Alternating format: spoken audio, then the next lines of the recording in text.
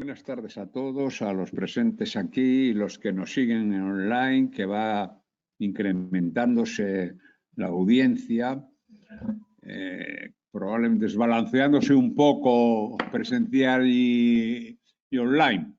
Pero bueno, gracias a todos. Hoy iniciamos la tercera conferencia del ciclo que hemos montado, el proceso de producción artística. Y tenemos con nosotros la suerte de tener hoy al doctor Juan José Gómez, al cual presentaré formalmente luego, pero ya puedo añadir y anticipar que le consideramos una persona de esta casa porque ha tenido la amabilidad de venir a dar conferencias varias veces. Me va a permitir el doctor Gómez que antes de entrar a su presentación formal y ir a la conferencia dé algunas ideas generales sobre el funcionamiento de esta parte de la Fundación. En primer lugar, quiero agradecer a todas las personas que se han dirigido a mí o a Coco, que le gusta, en fin, evaluando estas jornadas y algunos sugiriéndonos temas, que nos parece muy bien, lo vamos a considerar, ya tendría que ser para el año 22 y también decir que si alguien más piensa que hay temas que pueden interesarle y encajan en las ideas de la Fundación, que son muy amplias, lo adelanto ya, pues son bienvenidas, se dirigen a Coco y las consideraremos. De hecho, la única que está prevista para cerrar este ciclo es sobre la Pardo Bazán, que será en el mes de noviembre, falta todavía de delimitar exactamente las fechas. Esto sí lo quiero dejar claro, que estamos abiertos, pero que no podemos programarlas ahora, tendría que ser para el año 22. Y recordar también que ya a finales del 22, principios del 23, estamos tratando de organizar una actividad más amplia, ya la parte de salud mental, que es el síntoma en salud mental, del cual muchos compañeros me han preguntado, se han interesado, pues bueno, se pueden poner en contacto conmigo, con Coco, y seguro que tendrán oportunidad para abordar este tema. Y finalmente decir que la Fundación ha sido, como todas las instituciones, golpeada por la pandemia y que estamos en este proceso lento de recuperación. Y hoy es un día histórico, no solo porque viene el doctor Gómez, sino porque al final pues no tendremos que hacer almas inhóspitas por Madrid buscando una terraza o un bar para tomarnos un vino. Lo vamos a servir aquí al final con una tortilla, que es lo que tradicionalmente hacíamos cuando celebrábamos estos eventos para prolongar esas tertulias después de la intervención. Y con esto paso a presentar a Juan José Gómez. Recordar que tenemos un canal de vídeo con 129 o 130 vídeos que tiene cierta calidad, sobre todo también me refiero a aquellos psiquiatras que se han interesado, que pueden encontrar en esta colección de vídeos todos los vídeos del grupo de epistemología psiquiátrica, jornadas técnicas que dirigía la doctora Ángela Ros Moliner y que están todos pasados a ese canal. Aparte hay vídeos de otro tipo, conferencias de filosofía, en fin. Si echáis o echan tanto los presentes como los que estáis en casa o los amigos que queráis, pues un vistazo al canal, veréis que son cosas muy interesantes de gente que ha hablado sobre puntos que hoy tienen una gran actualidad y veréis que están hechos por personas prominentes en cada materia. Bien, dicho esto, pues paso a presentar al doctor Juan José Gómez, urólogo adjunto del Hospital Universitario de San Carlos y que hizo su formación en prestigiosos hospitales, si no me equivoco, en la Clínica de la Concepción, pudo ser.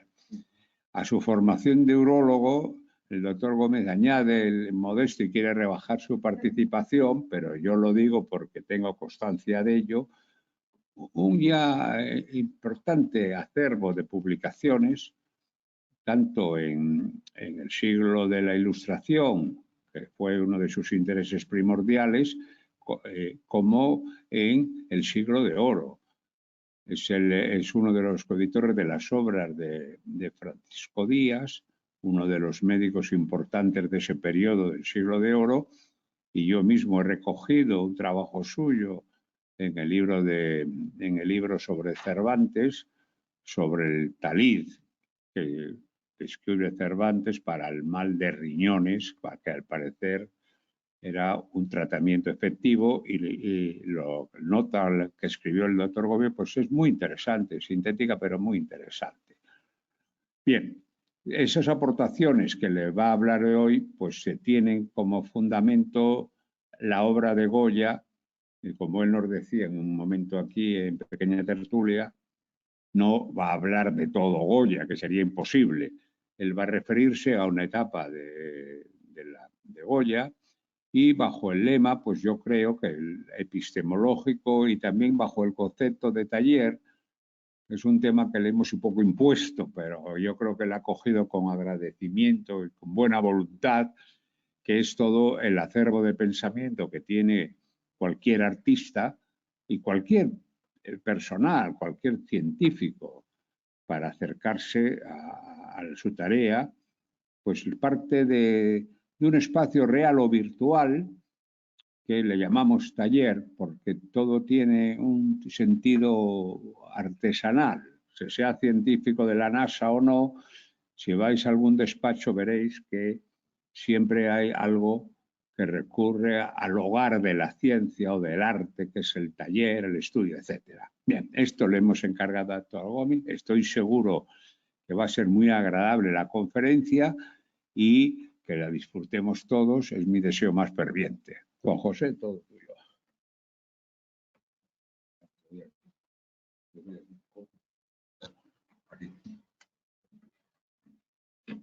Bueno, pues después de esta presentación, buenas tardes a todos los que están aquí presentes, que están en esa otra realidad virtual, pues conectados a través de Internet.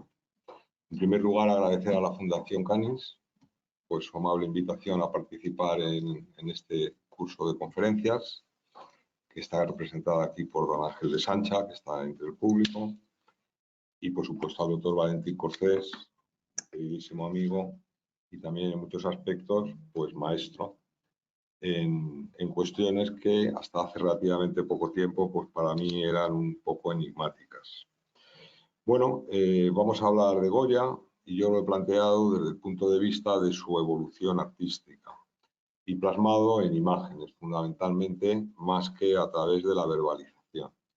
Esta charla está complementada con un texto que saldrá publicado en su momento, y para aquellos que tengan interés en confrontar imagen y palabra, pues yo les animo a que revisen en adelante la presentación una vez que lean el texto escrito. Bueno, pues vamos a ver dónde elaboraba Goya, en qué talleres, y por eso he puesto talleres, porque Goya fue un artista polifacético y longevo, algo excepcional también en su tiempo. Y lo que elaboraba en esos talleres, pues prácticamente empezamos a conocerlo a partir de la segunda mitad del siglo XIX, puesto que gran parte de su obra en aquel momento quedó desapercibida.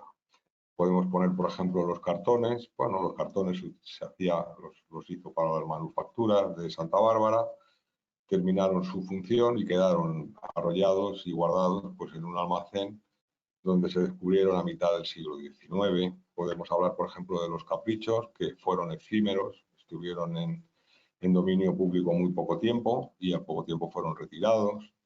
Las pinturas negras solamente de su casa de la Quinta solamente las vio él y sus allegados, eran absolutamente reservadas. Los proverbios, que se denominaron así, se editaron por mortem del pintor. En fin, que gran parte de la obra de Goya quedó desapercibida en su tiempo, y hoy es cuando verdaderamente la conocemos cada vez en mayor profundidad. Por eso he limitado la presentación a la primera etapa de su vida. Goya tiene dos etapas características definidas en su vida. Hasta el año 1792, cuando enferma, queda con una secuela de sordera permanente, y a partir de 1792. Es el mismo Goya, pero realmente son dos Goyas completamente diferentes. Y bueno, debo de insistir en que mi profesión es la de urólogo. Yo estudio por afición la historia cultural de la Ilustración española. Bueno, pues he tenido la suerte de relacionarme con personas muy relevantes, como por ejemplo el recordado profesor Andioc, fallecido, o María Teresa Rodríguez Torres, que también es una farmacéutica, también desafortunadamente fallecida, y bueno, muchos compañeros de la asociación o de la Sociedad de Estudios del siglo XVIII. Y bueno, pues después de esas palabras de presentación, lo que sí que... Bueno, esas son las keywords o las palabras principales, mejor dicho, los conceptos verbalizados aquí escritos que yo quisiera que sobrevolaran a lo largo de la charla, ¿no? Que he titulado Epistemología Artística de Francisco de Goya, los talleres creativos de Goya, hasta el año 1792. Bueno, epistemología es un concepto que es la teoría de los fundamentos y métodos del conocimiento científico, en este caso artístico. Otro concepto fundamental es ciencia, el conjunto de conocimientos obtenidos mediante la observación y el razonamiento, estructurados como sistema. El arte, la creatividad, la realidad, un concepto muy difícil de definir. ¿Qué es la realidad? Bueno, aquí tengo que recurrir a Hegel, que es mi filósofo estético de cabecera, que definió que lo que es real es lo que es racional. Y la percepción, otra cuestión diferente, la impresión intelectual racional, que es el producto de los sentidos, ¿no? No todos vemos lo mismo. Esto es así porque, bueno, no pierdo de vista que este ciclo de conferencias pues tiene como cuestión fundamental la percepción de la realidad y la representación de la misma en un contexto general que engloba, como ha dicho el doctor Corcés, la percepción con el síntoma psiquiátrico, ¿no?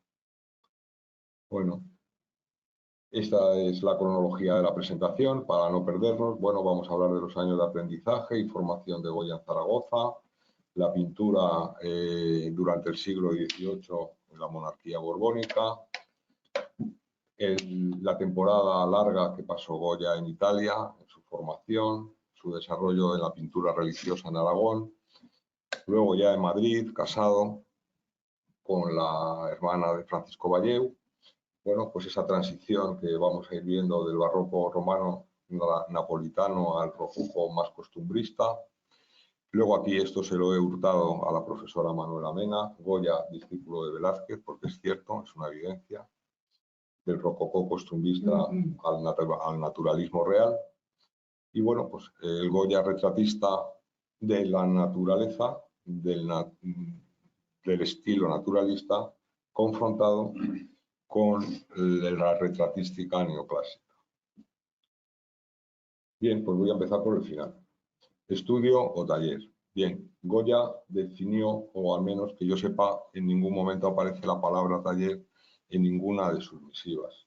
En una de ellas, a su amigo de Zaragoza entrañable, Zapater, pues le escribió un 2 de agosto de 1795 que más te valía venirme a ayudar a pintar a la de Alba, que se me metió en el estudio a que le pintase la cara y se salió con ello. Bueno, pues María Teresa Alba parece ser que apareció por allí con la finalidad jocosa de que Goya pues la maquillara, ¿no? Y así lo hizo.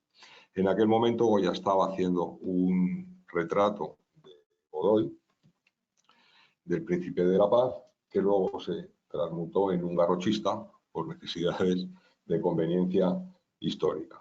Bien. Pero vamos a empezar porque ahí estábamos hablando de 1795, el día 2 de agosto, 2 días después fallecería Francisco Valle, enterraría a Goya, entonces Goya le relevaría en la academia pues en su puesto o en su empleo de director de pintura. Pero hasta llegar aquí, pues Goya empezó en Zaragoza en un ambiente artístico, su padre era dorador, su hermano también lo fue, y empezó sus primeros pasos artísticos pues, al amparo del profesor principal de pintura que existía en Aragón, en Zaragoza en aquel tiempo, que se llamaba José Luzán. José Luzán disponía una academia donde, bueno, pues daba clases de pintura y de dibujo a los alumnos interesados de Zaragoza, que estaba situada en unas dependencias del Palacio del Marqués de Ayerbe, que está hoy desaparecido. Y bueno, pues más o menos Zaragoza, aquí les traigo una planimetría del siglo XVIII, y esa veduta, esa vista de Zaragoza de Martínez del Mazo del año 1647, porque luego volveremos sobre ella. ¿Cuál era la principal empresa artística de Zaragoza cuando Goya estaba dejando su infancia? Era ya pues, prácticamente un adolescente. Bueno, pues era la decoración artística del Templo del Pilar, que acometió el profesor González Velázquez, don Antonio González Velázquez, que también será una figura muy importante tanto para Goya como para su cuñado Francisco Vallejo, discípulo a su vez de Corrado y Aquinto. Bien, pues González Velázquez, en tanto que estaba en Italia, fue llamado a España para decorar la cúpula de la Basílica del Pilar, con unos bocetos inspirados en las enseñanzas de Corrado y Aquinto, que a su vez vendría a ocupar el puesto de primer pintor del rey una vez que falleció, pues el que lo era hasta entonces, de Fernando VI, Amigón. Bien, pues esta era la pintura religiosa barroca que Goya vio ya de muy pequeño desarrollándose en el Templo del Pilar. Con José Luzán, como decía, pues él desarrolló sus primeros pasos artísticos. La pintura de José Luzán es fundamentalmente religiosa, y ahí en mismo Zaragoza pues tenía el ejemplo de la pintura ornamental de las puertas del armario del tesoro del aseo de San Salvador de Zaragoza, que Goya copió en las puertas del armario de las reliquias de la iglesia de la parroquia de Fuendetodos, donde nació accidentalmente, ahí era su madre.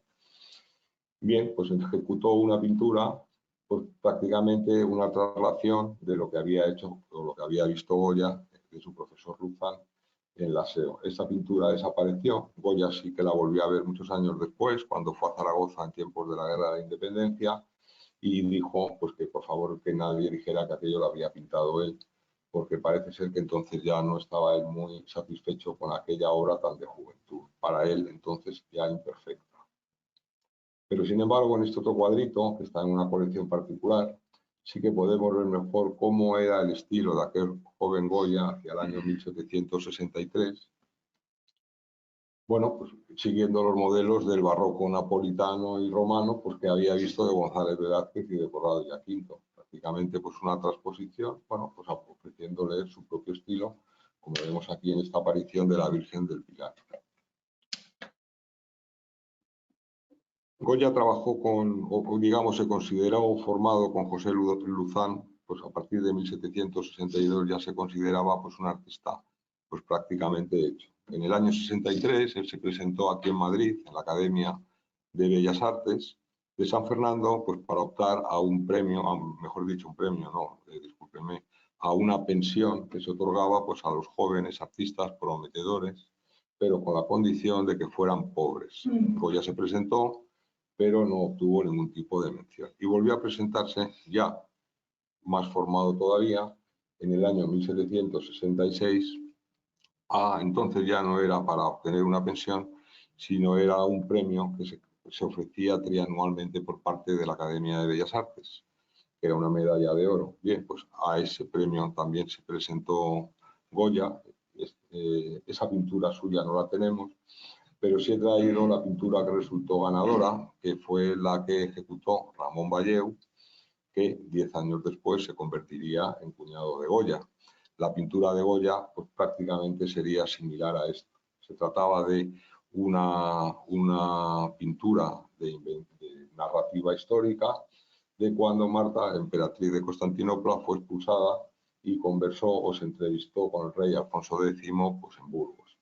Aquí vemos, pues bueno, pues lo que era la pintura barroca de entonces, con planos superpuestos, la paleta de colores características, la mezcla de figuras, arquitecturas, paisajes, etc.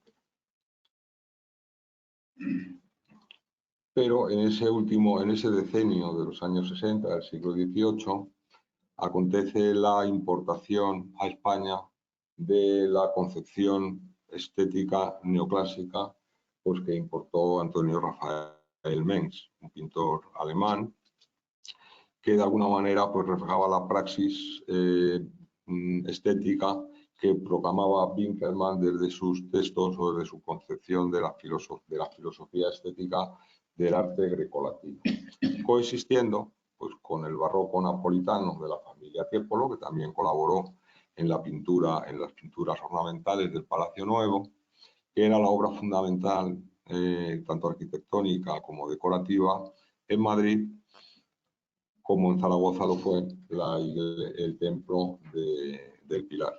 Bien, pues Mengs y Tiepolo vinieron a España. Tiepolo con su pintura, digamos, representaba la tradición y de alguna forma Mengs y la pintura neoclásica venía a representar la modernidad entonces.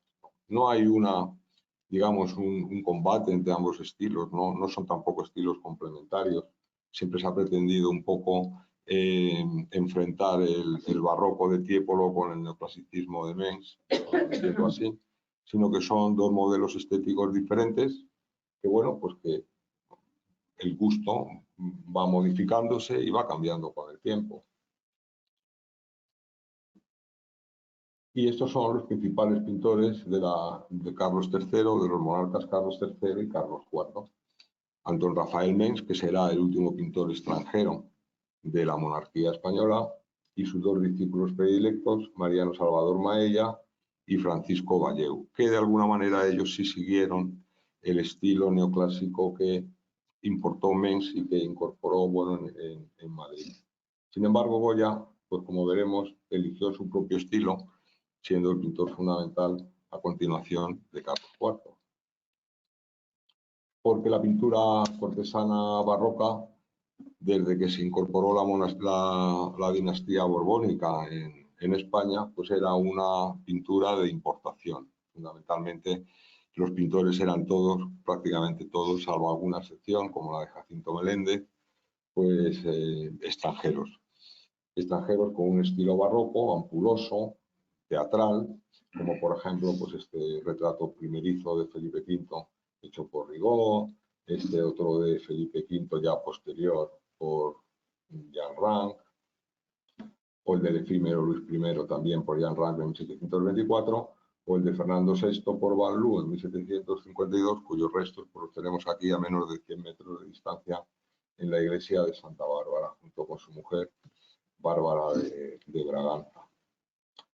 Carlos III salió de Sevilla a Cádiz, perdón, a Cádiz, a Roma, a Italia, mejor dicho, a Italia, bueno, pues siguiendo un poco la política que imponía su madre, la reina Isabel de Farnesio.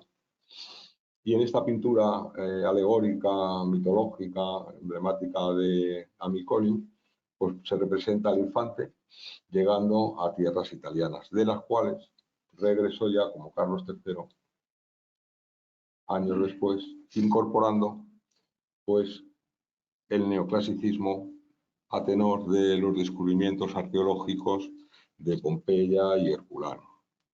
Respecto a esta epopeya cultural clásica, pues yo les recomendaría a todos la lectura del libro de mi amigo Ignacio Gómez de Villaño, Carlos III, Entre dos mundos, donde, bueno, pues estudia perfectísimamente, es filósofo, historiador, y bueno, pues con un criterio verdaderamente muy acertado y una lectura muy interesante. Bien, este es Winkelmann, el filósofo estético más relevante del siglo XVIII, que como decía antes, bueno, pues él incorporó la teoría y Mengs la práctica. Sin embargo, en Madrid, si comparamos la pintura que presenté antes de Ramón Valleu, ganadora del premio de la medalla de oro en el concurso de 1766 de primera clase, con una pintura, por ejemplo, de Amigoni del año 48, que representa a José en el Palacio del Faraón, vemos que en ese tiempo prácticamente no hay ninguna novedad estética. Que en España aún se mantiene una estética absolutamente barroca, y se pueden ver que ambas pinturas tienen, exceptuando la paleta de colores, que es diferente del veneciano Miconi a la romana napolitana de Valleu, pues una composición y una narrativa pues prácticamente idénticas. Sin embargo, el retrato cortesano ya cambia, cambia, puesto que el retrato neoclásico ya nada tiene que ver con el retrato cortesano barroco. El ejemplo fundamental es el de María Amalia de Sajonia, retratada por Mengs, y luego este Carlos III, un personaje un tanto ideal, luego veremos por qué digo ideal, comparado con el retrato que le sacará Goya en su momento. Goya no leyó ni a Winckelmann ni tampoco leyó a Mengs por muchas razones, entre ellas porque los textos de Winckelmann se volcaron a la lengua castellana mucho tiempo después y porque los textos de Mengs quedaron inéditos y quien los recuperó a su muerte fue su amigo Azara. Pero a quien sí leyó con total seguridad fue el texto del pintor barroco Antonio Palomino, seguidor de Luca Giordano, pintor de Carlos II, de la teoría y la práctica del dibujo y la pintura que contenían los tomos del Museo Pictórico y Escala Óptica. Aquí está toda la técnica de la pintura tal como se desarrollaba en el siglo XVIII e indudablemente Goya leyó ese texto y le sacó provecho. Y respecto a cómo era el estudio o el taller del pintor, pues para nada mejor que recurrir al capítulo que le dedica Bernardo Ramaccini, el médico veneciano, en su texto sobre las enfermedades de los artífices, de Morbis Artificum Diatriba, donde están reseñadas todas las enfermedades según las profesiones o las actividades de los que las realizaban. La de los pintores, el Ramaccini describe un ambiente tóxico, un ambiente infectado de vapores emanados de los diluyentes, de las pinturas y fundamentalmente de los colores, ¿no? Los colores eran de origen mineral, fundamentalmente configurados por metales pesados como el plomo y el mercurio. Esto es importante porque todos los pintores del siglo XVIII estaban intoxicados, todos estaban enfermos con unas intoxicaciones crónicas y acumulativas, que no solamente tenían un efecto desde el punto de vista somático, sino que también tenían efecto desde el punto de vista conductual, ¿no? Neuropsiquiátrico. Esto es importante porque por eso decía que la vida de Goya fue excepcionalmente longeva, porque la inmensa mayoría de los pintores pues, fallecían en torno a los 50, 60 años. Bien, Goya marchó a Italia por su cuenta, no había pensiones en aquel momento. Allí en Italia pues tenemos dos documentos fundamentales de su estancia. Uno de ellos es el cuaderno italiano, que se descubrió relativamente hace poco tiempo y que lo editó la profesora Manuela Mena.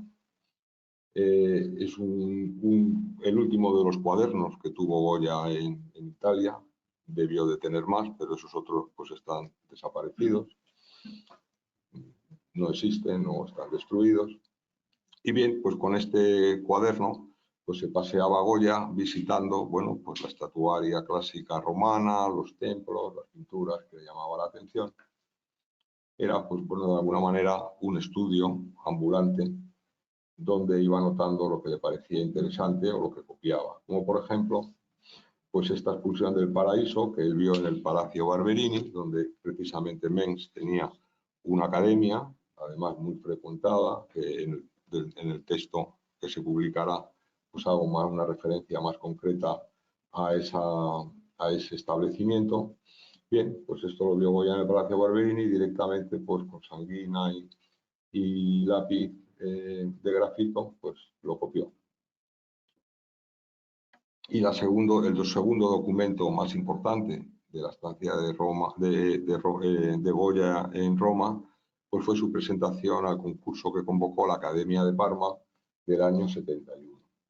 Bien, Goya se presentó a ese concurso como discípulo de Francisco Valleu Y en su cuaderno podemos ir apreciando cómo fue él haciendo borroncillos que le llevarían hacia la pintura definitiva. Estos son los dos borrones, el primero más imperfecto, ya el segundo más perfecto y por último, pues la pintura definitiva de Aníbal Vencedor, que mira por primera vez Italia desde los Alpes. Bien, sin embargo, aquí tuvo algo más de suerte Goya que en los concursos que se había presentado en Madrid. Al menos obtuvo una mención honorífica con esta bellísima pintura, también barroca, con una composición en cruz, pero el que se llevó el premio fue Paolo Borroni con esta pintura, que me ha costado trabajo poderla encontrar. Bueno, en la cual Borroni pues, no interpreta exactamente el enunciado del episodio que le proponía la Academia de Parma, puesto que Aníbal había que verle de frente, con la visera levantada, tenía que verse en el rostro una expresión emocionada respecto a la actividad militar que iba a desarrollar en Italia. El ejército de Aníbal pues prácticamente es un ejército proletario. El paisaje que ve Aníbal pues puede ser Italia o puede ser cualquier otro. No hay ningún tipo de referencia, ninguna iconología que de alguna manera pues pueda uno que no conozca el enunciado del concurso pues definir esta pintura. Sin embargo, la de Goya sí se puede definir mejor. Que si la comparamos, por ejemplo, con la pintura de Amiconi que les había presentado antes, pues en esta pintura podemos apreciar aquí al infante Carlos, acompañado del dios Marte, acompañado de Minerva, acompañado de Apolo.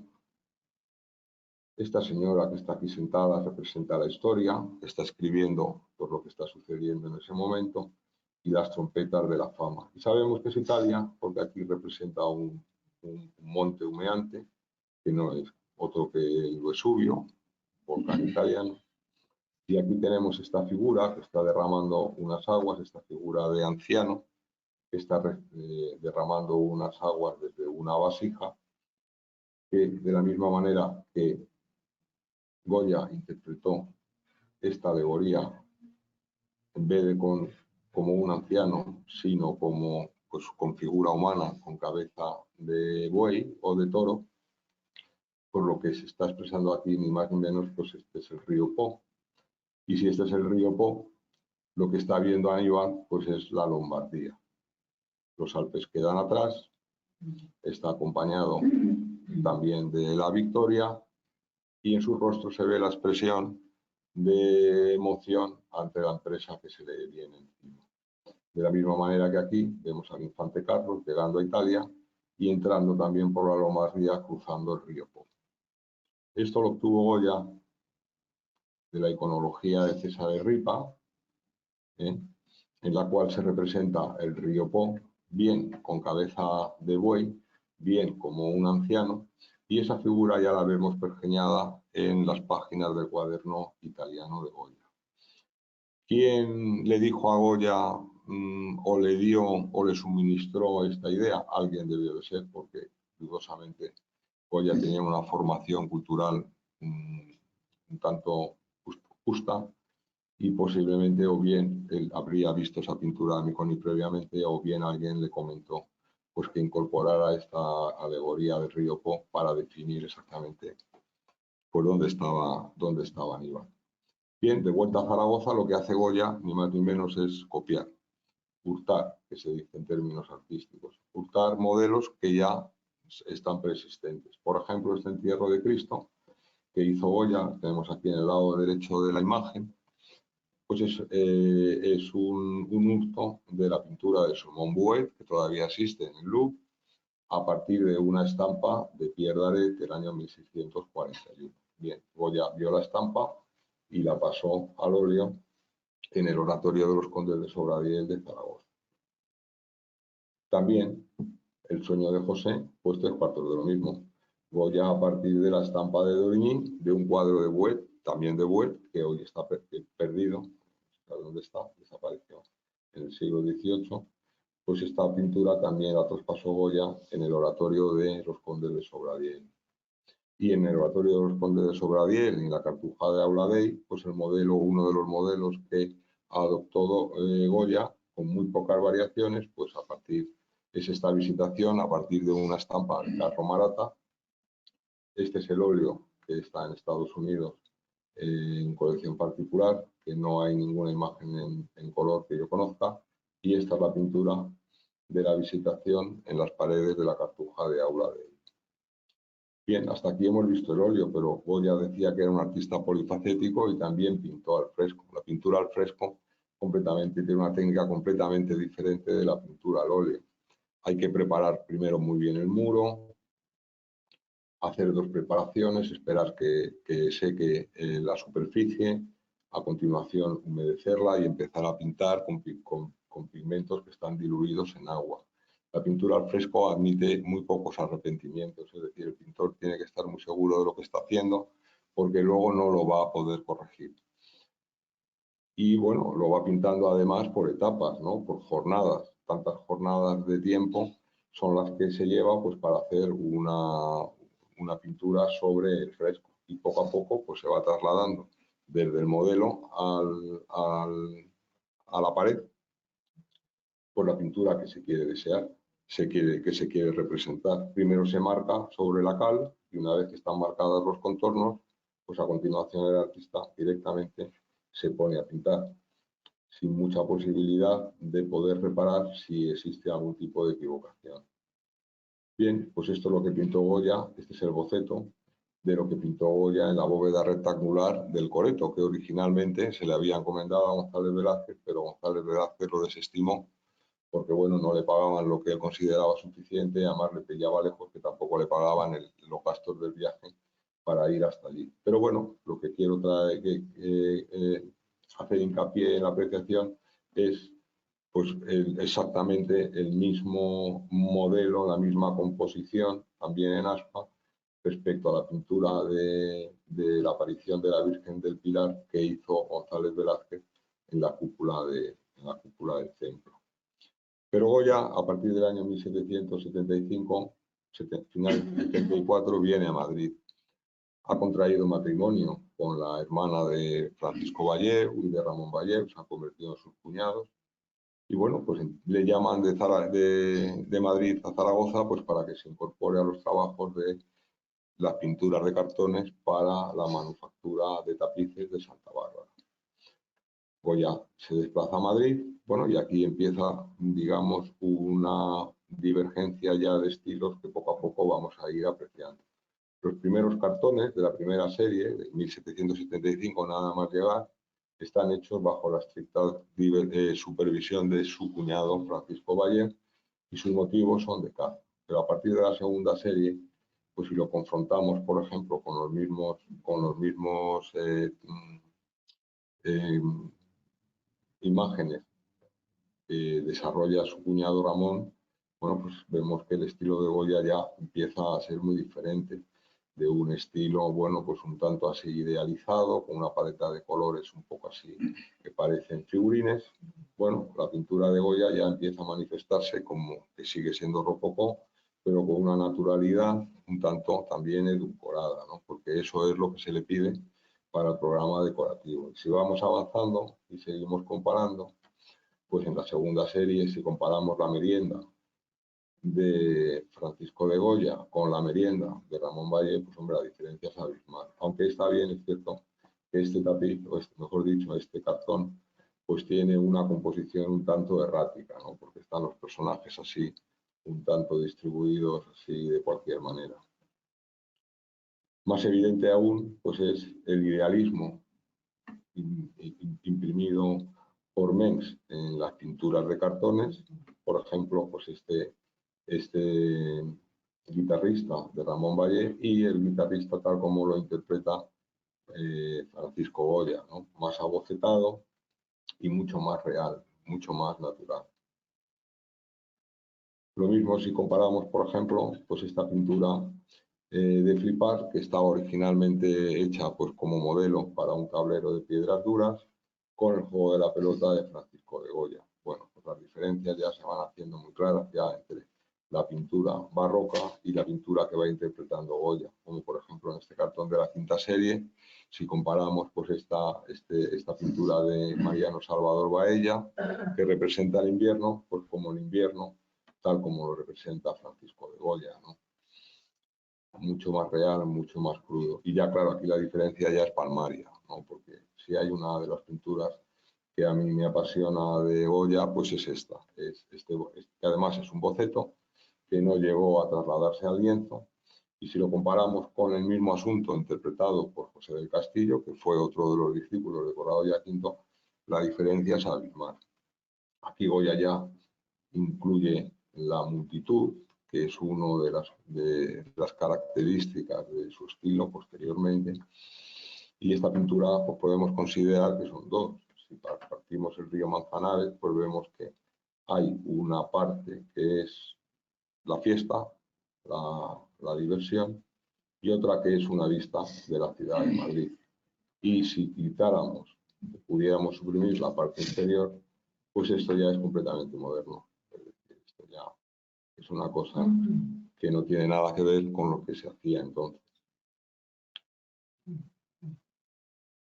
Sobre todo si lo comparamos, por ejemplo, con esta vista de Madrid, más o menos desde la misma perspectiva desde la que Goya pintó la pradera de San Isidro.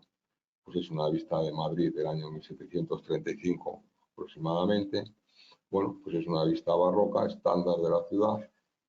También he traído aquí para contrastar la pintura de Mazo, de Zaragoza, y sin embargo esta vista de Madrid tan bella, pues es algo completamente ya diferente y completamente creativo por innovador. Decía también que, vuelvo a insistir, que Goya era un artista polifacético. No solamente pintó al fresco y al óleo, sino que también gran parte de su producción la hizo en la estampa, ¿no? En el grabado.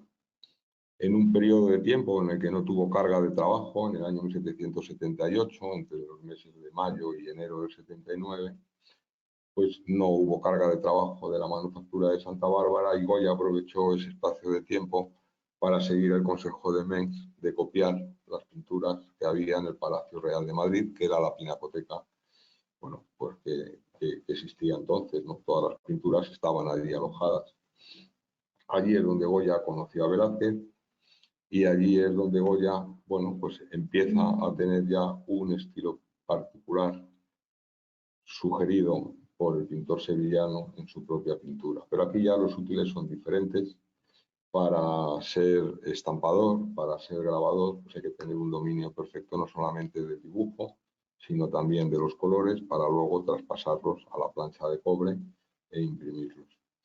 Goya anunció los grabados que había obtenido de pinturas de Velázquez en la Gaceta de Madrid en dos ocasiones, una en el mes de julio y otra en el mes de enero.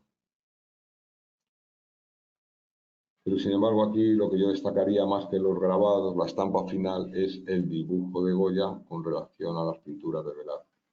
El dibujo es mucho más perfecto que la estampa.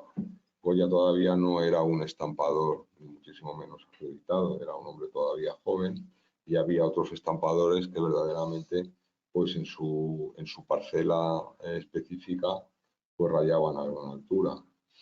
Los grabados son deficientes, pero los dibujos son magníficos. Como por ejemplo este otro del cardenal infante Fernando de Austria, el dibujo preparatoria sanguina y la estampa definitiva a partir del dibujo. Y si ahora pasamos al retrato, pues vemos que el retrato de Velázquez, de Fernando de Austria, es el modelo que adopta Goya para su Carlos III. Y si lo comparamos con aquel retrato de Carlos III que hizo Mengs a Carlos III revestido de armadura, es un retrato reproducido muchísimas veces, pues vemos que aquí Goya no duda en absoluto en representarlo tal cual es Carlos III, con la tez completamente tostada por el sol, cosa que eso a Mengs ni se le hubiera ocurrido, porque el retrato de Carlos, del futuro Carlos IV, príncipe de Asturias, pues es un retrato pues cazador, pero bueno, cazador ideal, con una paleta de colores diferente y completamente perfilado, con un dibujo exquisito, pero bueno, un poco borrando lo que las imperfecciones de la naturaleza que podía observar Mengs en su modelo. Para ingresar o para que fuera aceptado como académico de mérito en la Academia de Bellas Artes, el primer escalón en la jerarquía, bueno, pues Goya presentó nada más y nada menos pues, que un Cristo, pero un Cristo inspirado en el Cristo de Velázquez y no tanto en el Cristo de Mengs. En los Cristos de Goya y de Velázquez no hay ningún tipo de escenografía. Sin embargo, en el de Mengs sí. Es decir, aquí el modelo, aunque evidentemente en la figura humana Goya se fija en ambos, tanto en Velázquez como en Mengs, sin embargo, la composición es más velazqueña que neoclásica. Y esta es la diferencia entre un retrato ideal y un retrato real. Aunque, bueno, hay una distancia cronológica muy grande entre estas dos María Luisas, la de Mengs del año 1765, la de Goya del año 1799. Pero esta es una muñeca y esta es una señora, tal como era. Goya introduce también y copia el retrato ecuestre sobre modelos velazqueños y sobre los retratos de familia, que son muy escasos, los retratos de familia barrocos que existen. Aquí tenemos, por ejemplo, este del infante don Fernando de Parma, de Valdrighi, del año 1755. Bueno, pues es un ambiente doméstico, pero es un ambiente que, siendo doméstico, es un ambiente, digamos, formal, ¿no? Pues aquí están los duques de Parma revestidos de sus atributos. Sin embargo, cuando Goya retrata al hermano, precisamente, de Fernando de Parma, en Arenas de San Pedro, al infante don Luis, pues el ambiente es completamente doméstico. Es un ambiente pues, completamente real, completamente natural. Pero hay imperfecciones, porque Goya no es un artista perfecto como lo eran, por ejemplo, los pintores neoclásicos. Porque aquí se ven pues, la mesa del tablero, donde está jugando, haciendo un solitario el infante, pues solamente tiene un apoyo, un soporte.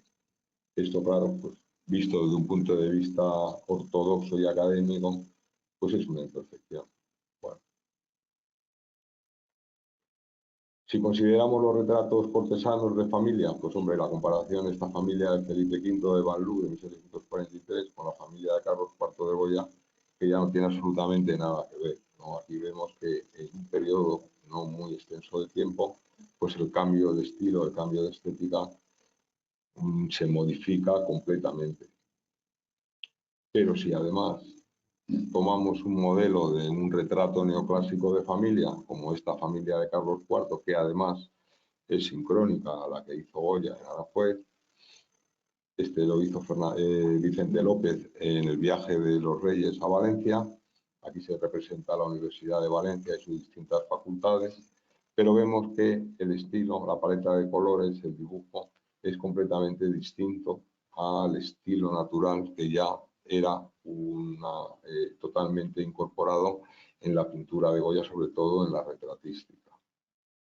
Aquí, por ejemplo, si lo ampliamos, pues las diferencias saltan a la vista, es decir, cómo se reproduce la realidad desde el punto de vista ideal y cómo se reproduce la realidad desde el punto de vista natural. La interpretación que hacen uno y otro artista es completamente diferente.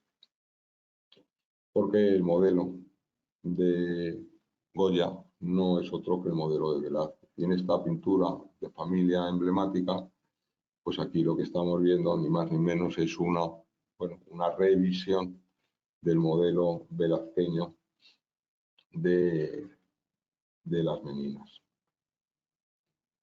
Goya decía que nunca, o que yo sepa, no denominó nunca a su espacio de trabajo estudio, pero mejor dicho, taller.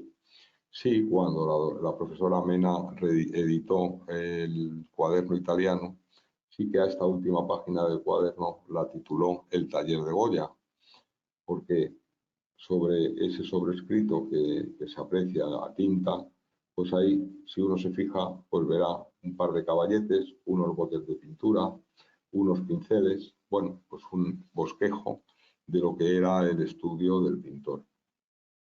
El retrato fue lo que le dio a Goya, pues fundamentalmente el reconocimiento social por todas las clases sociales, tanto de la aristocracia como de la cultura, como de la política, como de las finanzas de su tiempo.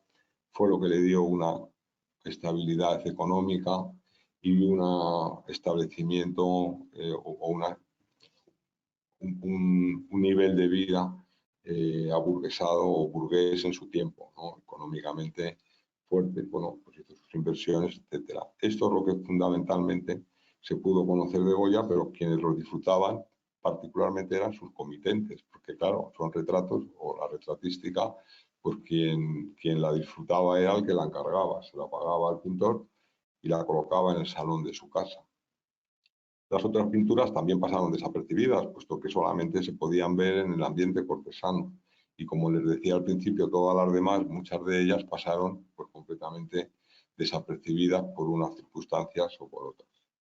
Y bueno, pues esto es lo que les he traído aquí en imágenes, un poco para ver qué evolución tuvo el pintor desde sus años de formación juveniles hasta que, bueno, pues ya primer pintor de la monarquía del rey Carlos IV y primer pintor de todos los, digamos, de todas las personalidades de su tiempo, pues Goya encontró un estilo que entronca directamente con el estilo natural de Velázquez. Es decir, Goya se apartó completamente del neoclasicismo de Mengs. Eso lo proclamará cuando se le pide, precisamente en el año 1792, que aporte su concepto sobre la enseñanza de la pintura. Se lo pidió el entonces viceprotector de la Academia, Bernardo de Iriarte, y Goya contestó con un escrito muy breve que está reproducido en el texto que se publicará, en el cual al final concluye que en la pintura no hay reglas. Bueno, pues esta es una aseveración un tanto así dística. Sí hay reglas en la pintura, pero lo que quería decir es que, bueno, el artista tiene que encontrar su propio camino a través, pues eso, del trabajo, de la perseverancia y de la interpretación que va haciendo de lo que va a reflejar luego en sus pinturas. Y nada más, no he querido extenderme mucho más, por no aburrirles y agradecerles otra vez su atención.